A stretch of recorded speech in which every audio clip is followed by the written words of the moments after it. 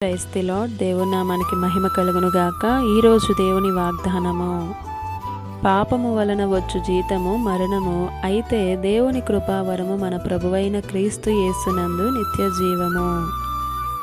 రోమాపత్రిక 6వ అధ్యాయం 23వ వచనము.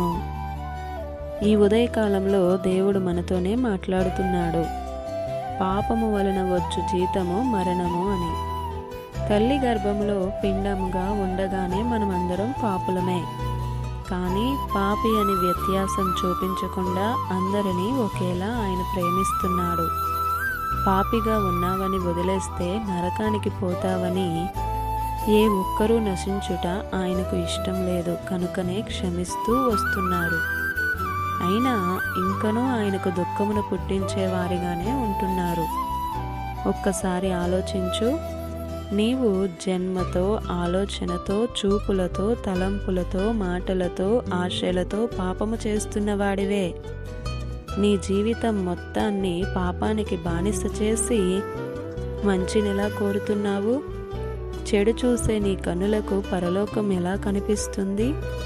చెడు పలికే నీ పెదవులకు ప్రార్థన ఎలా ఫలిస్తుంది? తెరవబడిన నేత్రాలు కలిగి చూడు. నీ దేవుడు పరిశుద్ధుడు, పాపమే లేనివాడు. నీవు పాపిగా ఉంటే ఆయన బిడ్డవు ఎలా కాగలో ఆలోచించు. ప్రియ సహోదరుడా, సహోదరి, సరిచేసుకో. సరైన మార్గమేదో, అది సరి అయినదో లేదో అని చూసి పరీక్షించి దానిని అనుసరించు. పాప క్షమాపణ కలుగుతుంది. ఆయన ఇచ్చే ఉచిత కృపను పొందుకుందాం. నీ రోత బ్రతుకును సహించి నీ దోషములను క్షమిస్తాడు. నేను నీ పాపములను జ్ఞాపకం చేసుకొనను అని వాగ్దానం ఇస్తున్నాడు. భయము భక్తి కలిగి జీవించు. ఆయన యందు మాత్రమే నిత్య జీవము మనకు. ఎక్కువసేపు ప్రార్థనలో గడుపు. వాక్యాన్ని చదువు.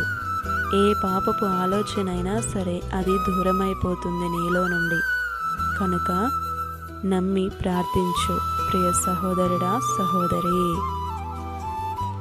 ఈ దిన వాగ్దానం మనందరి జీవితాలలో నెరవేరాలని కోరుతూ దేవుని సువార్త పరిచర్యలో మీ సహోదరి ప్రసన్న.